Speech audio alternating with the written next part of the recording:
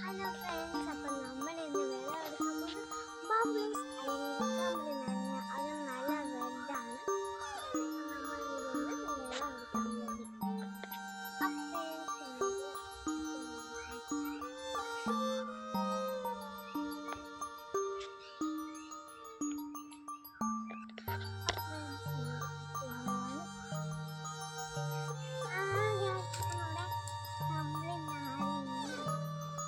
ബബ്ലൂസ് ഇട്ടിട്ടുണ്ട്.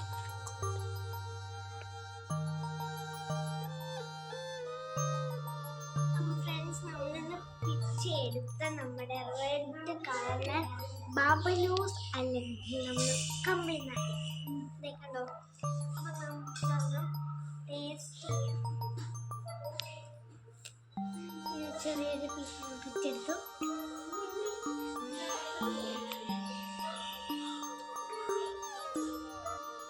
അപ്പൊ നമ്മൾ കുറച്ചൊന്ന് കുച്ചിക്കൊണ്ട് വന്ന് നമ്മുടെ സവാള നല്ല യെല്ലോയിഷ് കളറാണ്, നല്ല പഴുത്ത